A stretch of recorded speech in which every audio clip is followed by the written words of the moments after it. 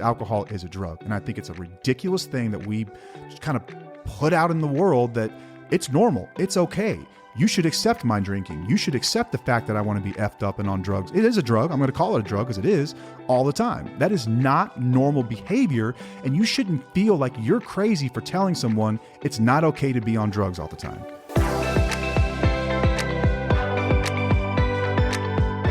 Welcome back to another episode of Till the Wheels Fall Off. I'm Paige. And I'm Matt. And your cadence was just a little bit off there, but we can work on it. I'll show you. Okay, thanks. I think it's still pretty solid. Like if I'm giving gymnastics score here, I'm saying that's like that one's like a 6.9, 6.8, 6.8.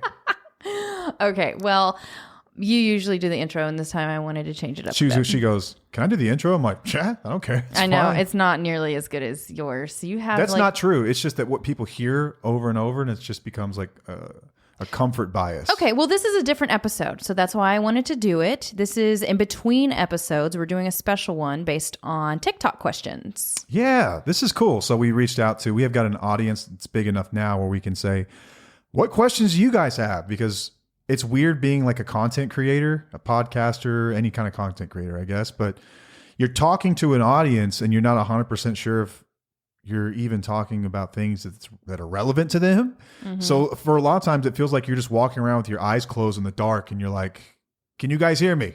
Is this helping? Yeah.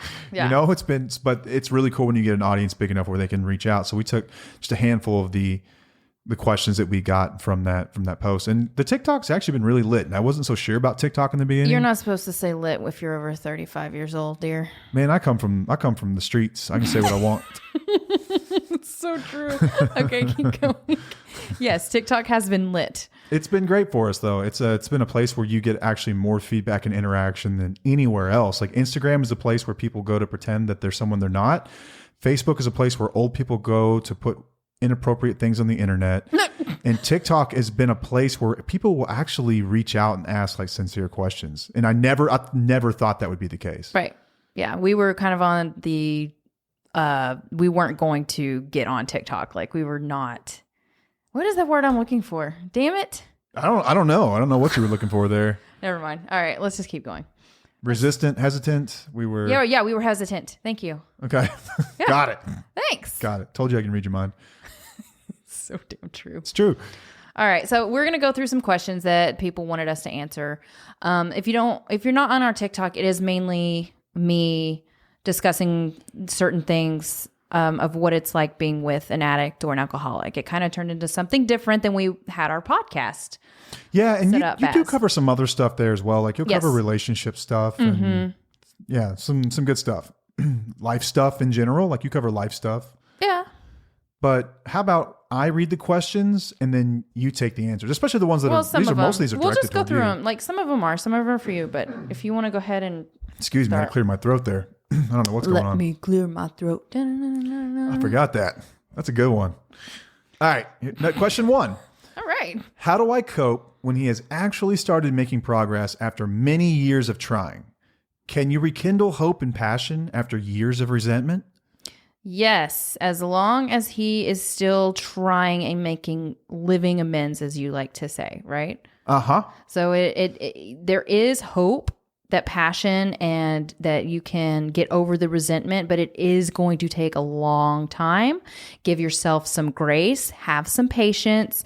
And if you want to hear more on forgiveness, we actually did an episode on forgiveness that can help you dig into this a little bit deeper. Yeah. So if you're hearing this on a Friday, like when this drops live, it would have been Wednesday, the previous episode. And if you've never heard us before and you just happen to land on this episode, just go to the one right before this. Yeah. To get context. Yeah.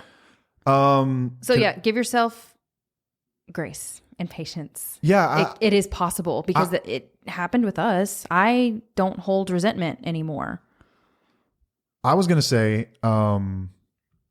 I think that this question, like my heart goes out to this person because I'm imagining when this question is being asked, I could be off base here, but that this person is in a relationship with someone who's fresh out of rehab or they're just starting their recovery journey. And man, that is a weird time in life. Hell yeah. And I know how you feel And God bless you for hanging on and hanging in there. It does get better as long as they keep working toward it and you keep working toward it. Yes. Then it does get better. And like if I had to get you to write down what you wanted out of life today and you both continue this journey, 5 years from now, you would look back at that list and you would be like, wow, I've gotten 10 times that stuff. Like, Right.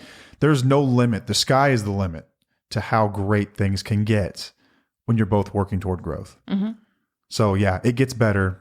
The passion comes back. The hope comes back. The world has color again. There's light in life. Like it's beautiful. It gets incredible. It Yes. gets so much better, exponentially better. Right. Doesn't mean you won't have ups and downs still, but it gets, gosh, so much better. Yep. Okay. Question 2. This is actually a question for both of us. Do you both suffer from high anxiety stem from childhood? No, No, we don't. No. I do. Right. Matt has no anxiety. I think the only time he ever had anxiety was when you took mushrooms. That one time was really bad. But honestly, like, okay, you answer, then I'll go. I'll kind of provide some color here. But yeah, go ahead. Well, no, I had anxiety as a child. I used to have these crazy stomach aches, and I realized as an adult that it was really anxiety. I don't know necessarily where it came from, but yes, I have been an anxious person since I was a young child. But I know for Matt, this is not the case. No, like anxiety, like I think I've said it in an episode before. Like I did have an anxiety attack one time when I took too many mushrooms, and it was awful. It was horrible. It was actually the first time that I was able to talk to Paige about anxiety, because like with experience. Do you remember that? And I was like, I am Yes, so I remember sorry that that. you've ever felt that way. Yeah. But I live with like a constant hum of anxiety now, and it usually revolves around career stuff, like work stuff, which is so silly to think about. Like anxiety is, But anxiety is a normal emotion. Everybody has anxiety. totally. I didn't But have it growing high up anxiety, no. That's though. No, not. like I had no problem like public speaking. I had no problem getting on a stage. I had no problem like trying new things, No. getting out of your comfort zone. No. Like, no, he actually helped me with my anxiety once he understood what I was going through. Yeah. But no, we didn't both. No, I've been very fortunate. We are complete opposites. Complete opposites. So if she's anxious, just pretty much bet that I'm not. Yeah. It's true. Yeah. Wild. Okay. Question 3. My husband has been in recovery for a little less than a year. Congrats to him. But I feel like I'm definitely codependent because of how controlling I am. It's suffocating him now that he's good, and I'm still super nagging and control finances and don't give him breathing room. How do I let it go? Felt that. Talk about that. Basically, I want to say kudos to you for having awareness that you know that you have a part in something and that you feel like you are codependent and you're still nagging and you feel like there is still a problem within whatever's going on in your relationship or within yourself. I would definitely encourage you to really look within you, to focus on you, find out what it is that's holding you back. You know, why are you nagging? Why do you feel like you still need to suffocate him? Because there's something going on within you. Do something for yourself, not focusing on him. I would imagine, and I know professionals would agree, that some of this is habitual because you've been doing it for so long. It's sort of like a learned habit. It's a learned behavior where you've had to watch someone for so long, feeling like you're responsible for their actions or what they will do and won't do. Boom. And then when they recover, it's sort of like, wait, that just stops all of a sudden? And Right. it doesn't work that way. No. That's a process and it plays out over time. And I think the fact that you have awareness this early on puts you pretty far ahead of the game. Be proud of yourself and pat yourself on the back for that. And as Paige said, we've got episodes on codependency. We've got guides on codependency, more TikTok videos than I can count on codependency, and tons of tips and tricks and books. It's complex. It's not like, It is. it's not a quick fix. It's not something that I can tell you specifically how to let go. It's a process. Yeah, you don't just let it go. You don't just make the decision. All right, I'm done. It takes Your some time, awareness, right? that's the first step. Yeah. And it's the willingness to actually look within you to make the changes necessary for you. Right. It's been a learned behavior over quite some time, and so be gentle with yourself and understand that. And he shouldn't be upset about it either, because you wouldn't have these behaviors if he hadn't earned it. Right. Ooh. So it's an earned behavior on his part To some degree. Some of it was always Some of there it was within always you, there, right? but some of it is also learned Yep. and earned. Ooh, Okay. Question number 4. my favorite number. This is your favorite number. Mine's 3, by the way. Opposites. Will the addict eventually see the boundary not as a punishment? Hubby struggling with my boundary of not living with us until on the path of recovery. Yeah, you take that one. Okay, will the addict eventually see this boundary, which is, the boundary is not living with us until they're in recovery?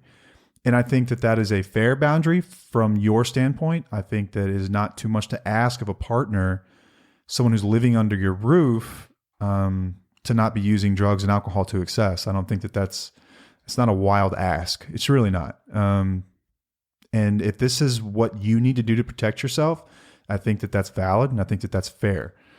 Will this addict eventually see this not as a punishment? So here's the thing about addiction in general. When you're in it, like when you're really in it and you're using actively, you don't really process things rationally, right? You're going to look outward and you're going to look at, why is this someone else's fault, before you look at your own part in these things. And it's really, really difficult, I know, as an addict to take responsibility. So they will probably for quite some time blame you for this, tell you that you're evil and that you're cold and that you're ruthless and who knows what else, probably say some really ugly things. But I would stand firm that this is not a huge ask, right? So will they ever see it as not a punishment? Yes, most likely. I can't say for sure, but most likely, because we all have moments of clarity, even in addiction and use. Like you're not high 24/7. Like there are times when you will be sitting with your own feelings sober for a period of time. And I had these, I was high most of the time, or drunk most of the time.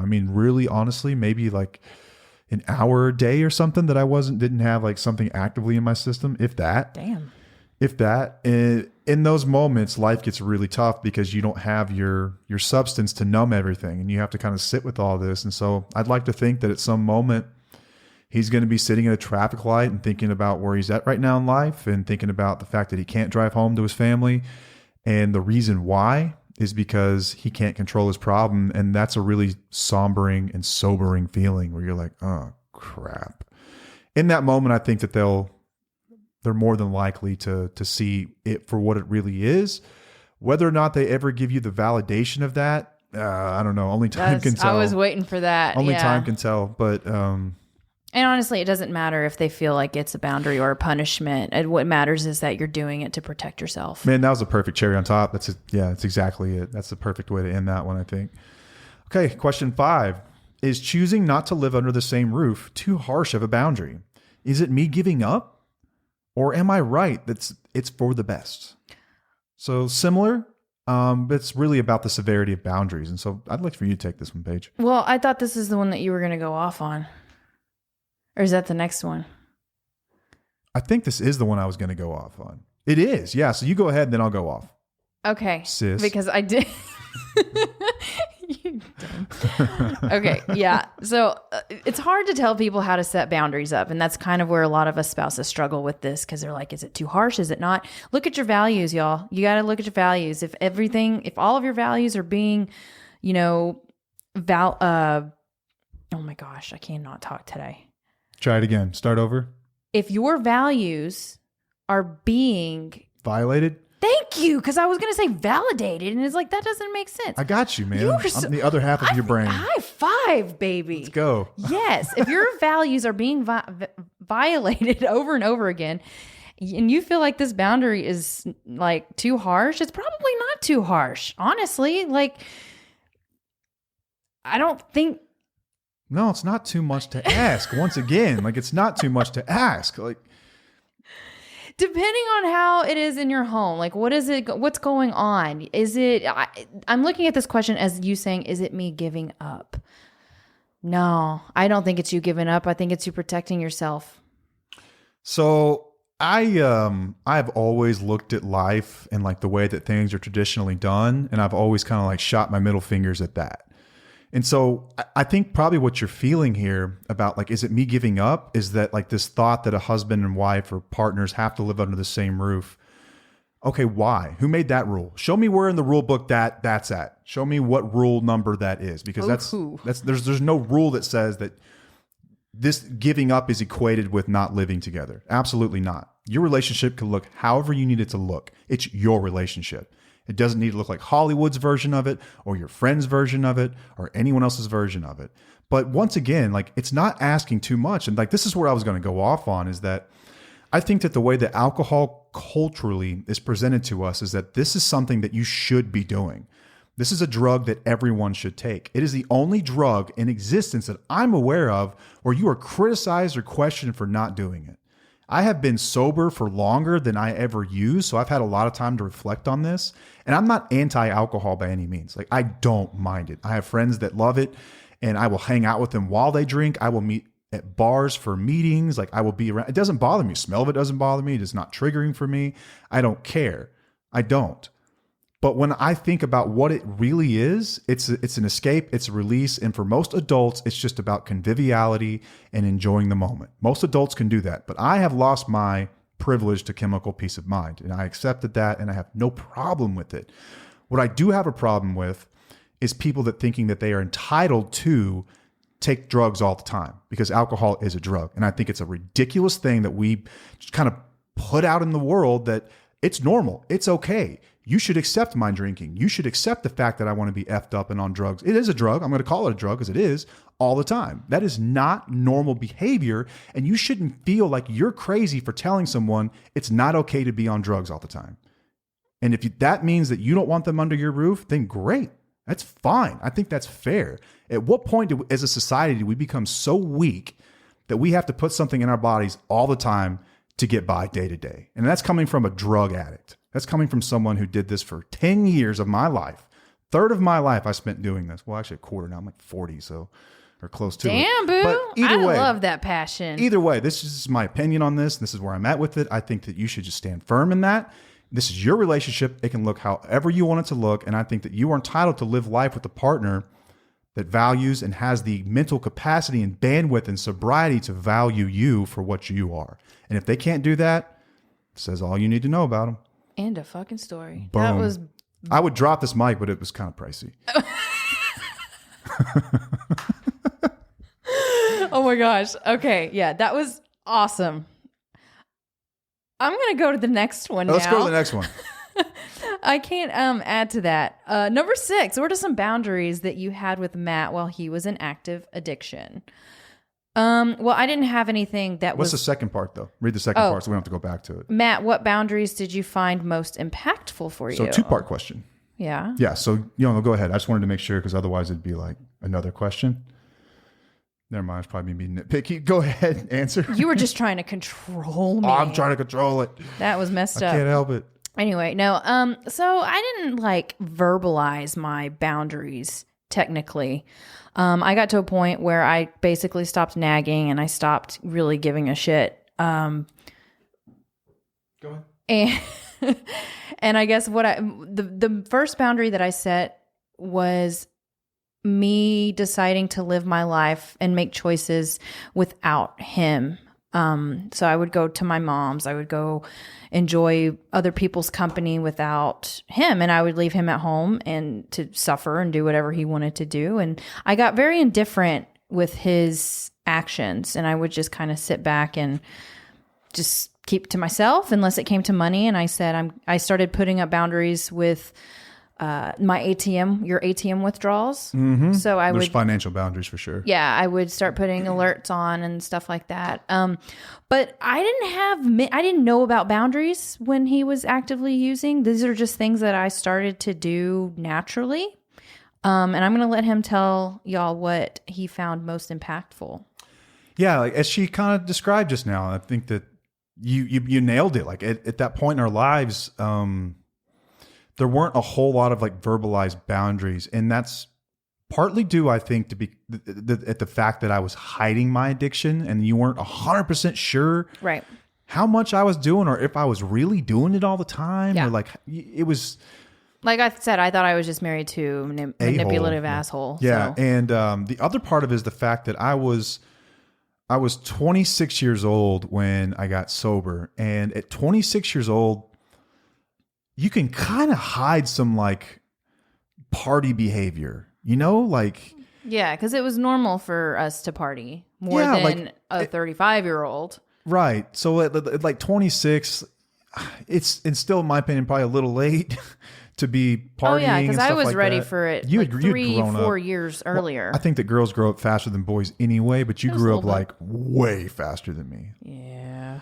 But for me, what I found the most impactful was when she started to detach from me and what I wanted to do and how I wanted to kind of keep her around and have her in my misery and like drink with me and smoke with me and do all those things. And she would look at me like, dude, like that's pathetic. Like I'm ready to grow up and I'm ready to kind of like live life and do things.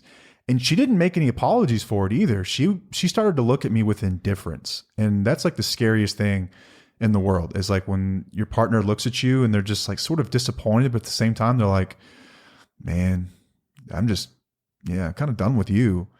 That, and then you would just go do your own thing. Like you would tell me, for instance, hey, we're going to my mom's on Sunday for dinner. And I'd complain and bitch and moan. And a lot of times I could get you to cancel and stay at home with me and do what I wanted to do. And then you started just doing it on your own. You would start packing the bag. You wouldn't even say anything. You wouldn't be like arguing with me. You would just pack the stuff. And then at 5 o'clock, you would just be like, all right, well, I'm leaving. I'll see you, and go. Yeah. And I'd have to sit there in my filth and misery and sit with that. And over time, it really started to eat away at me.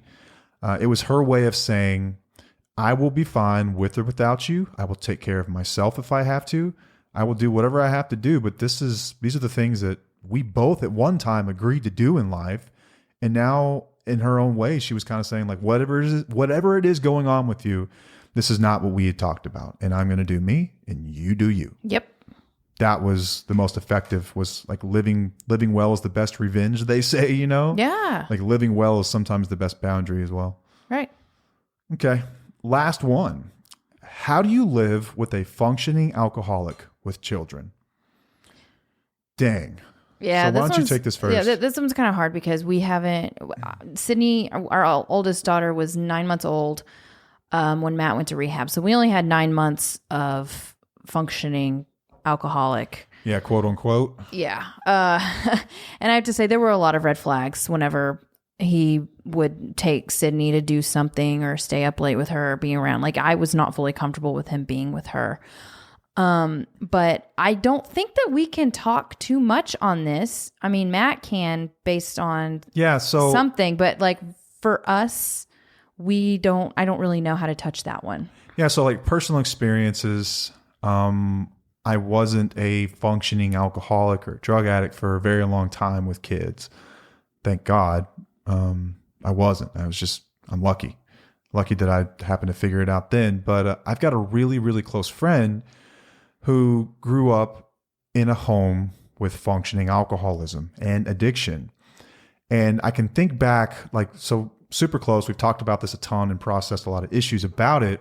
And being raised with an alcoholic parent in an alcoholic home, or if you're listening and you come from that background, you know what it was like. You know what that's like. You know what it's like to have emotionally volatile and emotionally immature parents.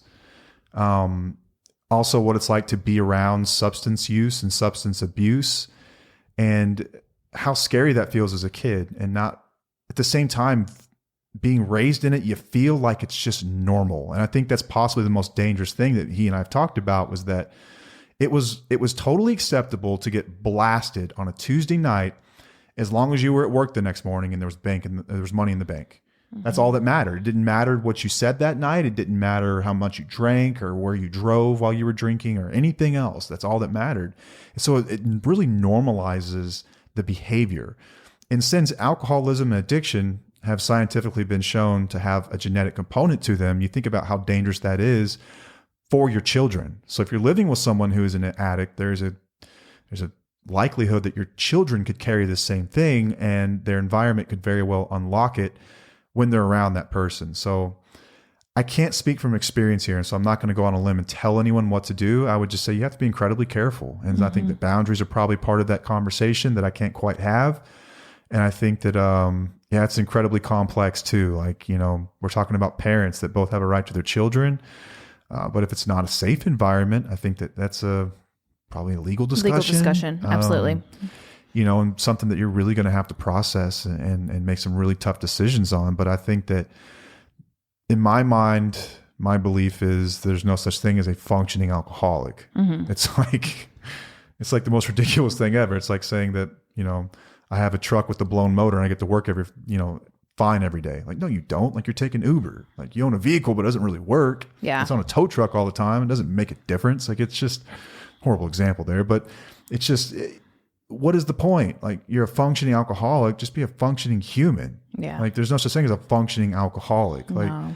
you can just think about someone who's a quote unquote functioning alcoholic, how much more productive and intimate and amazing and creative they could be if they weren't an alcoholic. So you can't say you're a functioning alcoholic. That's like, that's like the minor leagues, man. Like, you're selling yourself short, you're selling your family short, you're selling your job short, you're selling everyone around you short because you choose this path in this life. Yeah. And I don't necessarily believe that whole term functioning alcoholic. I know it's a really popular thing, and I believed it for myself for some time too. Yeah. Because people think that alcoholics are the dude under the bridge with the paper bag. Mm-hmm. That's what people think alcoholics are. They think that they're homeless. They think, no, we're walking amongst you everywhere. Yeah. We're all over the place. We're your bosses, we're your friends, we're your kids' teachers. There's tons. We're everywhere, all walks of life, and we appear normal, but we're dying on the inside. Yep. Some of them just don't know it yet. They just don't know it yet. But we're all selling ourselves short. If you're not able to experience your emotions from the beginning all the way to the end, that means that you're not processing, which means that you're not learning, which means you're not maturing. And over time, that will bite you in the ass, and you won't be a functioning quote unquote alcoholic anymore. You will be the dude under the bridge. You will be the guy 6 feet under. You will be the guy in the institution.